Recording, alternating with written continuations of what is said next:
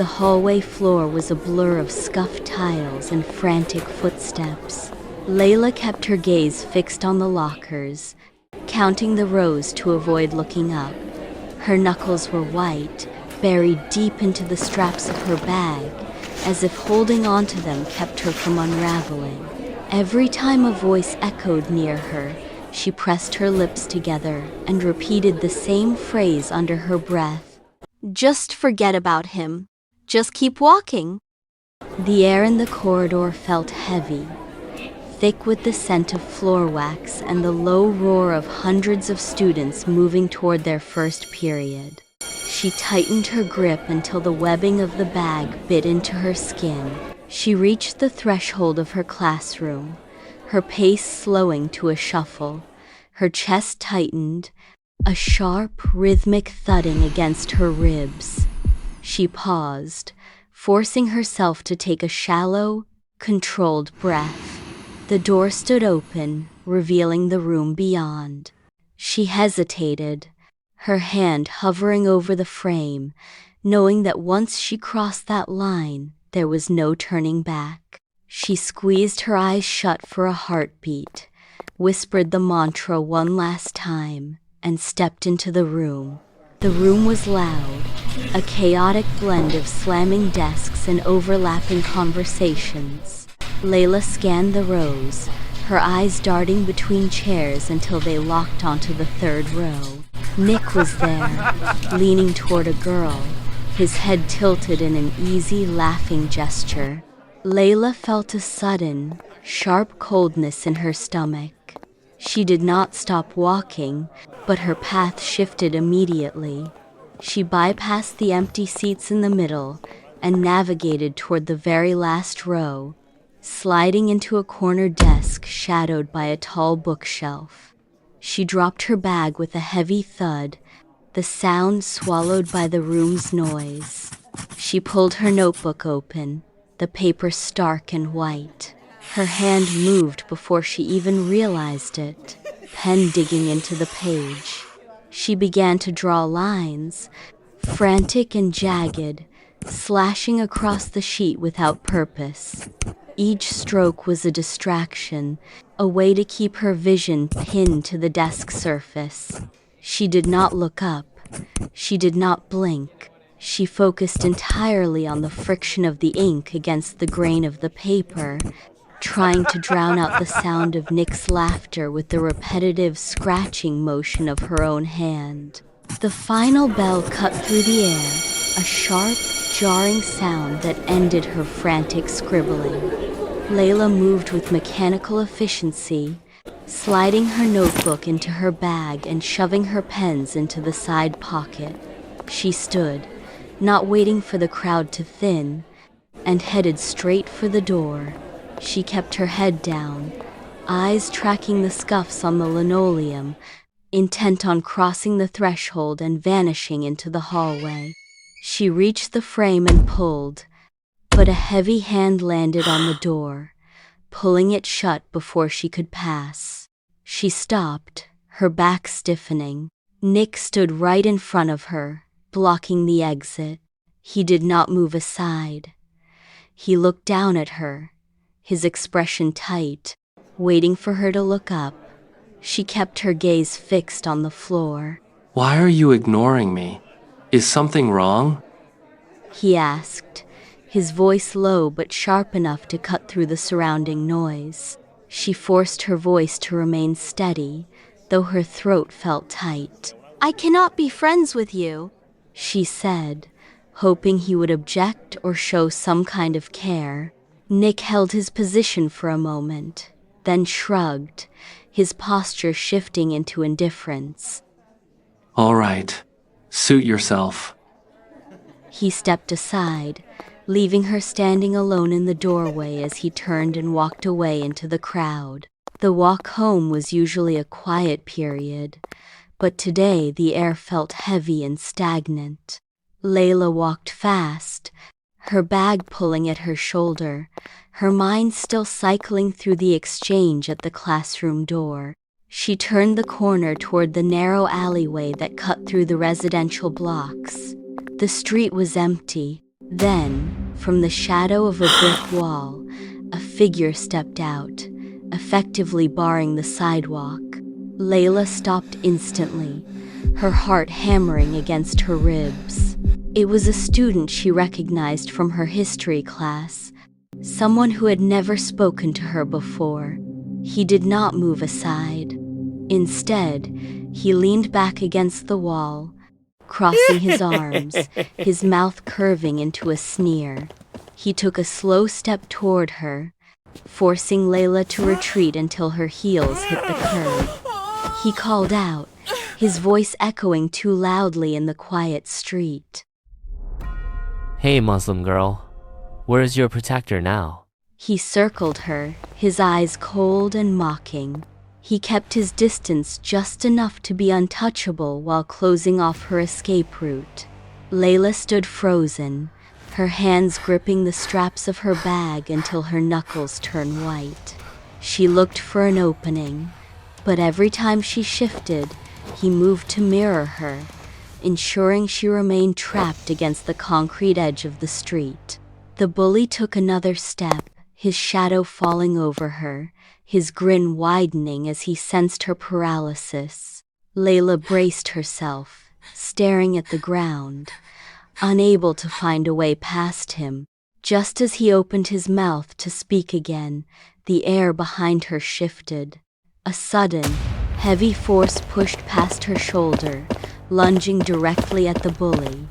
Before he could react, Nick slammed into him, shoving him backward with enough momentum to send him sprawling hard onto the pavement. The bully let out a sharp cry as he hit the ground, his mocking expression instantly replaced by wide-eyed panic. Nick did not wait. He stepped forward, looming over the bully, his hands balled into fists at his sides. He leaned down, his voice a low, vibrating growl. I told you to leave her alone. The bully scrambled backward, his boots scraping against the asphalt as he kicked himself upright. He did not look back. He sprinted away, his footsteps fading rapidly down the street. The silence that followed was absolute.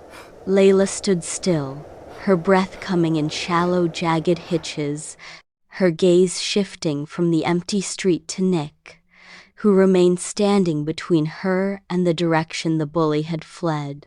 Layla kept her eyes on the ground, her fingers still shaking as she gripped her bag. She looked up, her voice barely audible. "Thanks again. You did not have to do that." Nick turned to face her, his expression unreadable. Should I let him bully you? Layla looked away, unable to sustain the intensity of his gaze. Nick took a half step closer, lowering his voice. If you want to repay me, meet me at the library. Layla frowned, her mind racing. Why should I? Nick leaned back, his posture relaxed. I want you to be my tutor. You are smart and different. Other girls throw themselves at me, but you do not. I like that about you. The words struck a chord, and a heat rose to her cheeks. She nodded slowly, not trusting herself to speak. In her mind, she mapped out a plan. She would help him with his assignments, but she would keep her distance. She would build a wall between them that he could not cross. Nick watched her for a long moment, then turned toward the main road. Layla remained on the sidewalk, caught in the sudden weight of her own decision, watching him walk away while the implications of their next meeting settled in her chest. The library was a tomb of hushed voices and turning pages. Layla sat across from Nick, her textbook open, the words blurring as she tried to focus on the geometry problems. Nick leaned forward, his fingers tapping the table, waiting for her explanation. Layla started to speak, but the sudden vibration of her phone against the hard wood cut through the silence. She looked down. A message from Yasmin glowed on the screen. Where are you? Did you forget the Quran lesson at the mosque? Layla froze. The weight of the question pressed against her ribs. She looked at Nick, then back at the screen. The conflict was sharp and immediate. She saw the familiar name, the reminder of the space she was supposed to be in, and the expectation of her faith. Her thumb hovered over the glass. She felt a cold prickle of guilt, but she did not hesitate. She typed a quick, hollow response. "Sorry, I cannot make it." She hit send and immediately flipped the phone face down, burying the screen against the table. She looked up at Nick, forcing a smile that did not reach her eyes. The space between them felt smaller now, charged with the weight of her choice. Nick did not notice the tension. He simply leaned back, his chair creaking against the linoleum floor. He watched her for a moment, then tilted his head with a casual, easy smile. You do not have to be shy with me. You can consider me your big brother. The word brother hit the air like a physical blow. Layla felt a sharp, cold sting in her chest, as if the breath had been knocked out of her. She stared at her notebook. Nick glanced at his watch, oblivious to the change in her posture. He stood up abruptly, his chair scraping loudly. I have to go. I am meeting Sarah tonight. He did not wait for a response, just turned and walked toward the exit. The heavy library doors swung shut behind him with a final, hollow thud. Layla sat alone in the sudden, suffocating silence. She kept her hands folded tightly in her lap. Why am I feeling jealous again? He doesn't like me. Even if he did, I'm not allowed to have a boyfriend. What does he see in Sarah that he doesn't see in me? Is it because of the way I dress? My hijab? Is it because of my religion? Layla walked through the front door, her boots striking the hardwood with unnecessary force. She did not look toward the kitchen where Amina stood. She went straight for the stairs, her grip on her bag so tight her knuckles turned white. When Amina spoke a soft greeting, Assalamu alaikum, Layla did not pause. She kept her pace, reached her room, and slammed the door. The frame rattled. She stood in the center of the small room, chest heaving, the silence of the house feeling like an accusation. A moment later, the handle turned. Amina stepped inside, her expression calm but searching. She spoke quietly. Replying to salam is a duty of a Muslim, Layla. Layla spun around. The frustration she had carried home erupted. She looked at her mother, her eyes hard. I am thinking of taking my hijab off. I feel ugly and targeted everywhere I go. She pulled at the fabric near her temples. A sharp, desperate gesture. She waited for the shock to register on Amina's face. Amina moved slowly, crossing the room to sit on the edge of the bed. She did not raise her voice.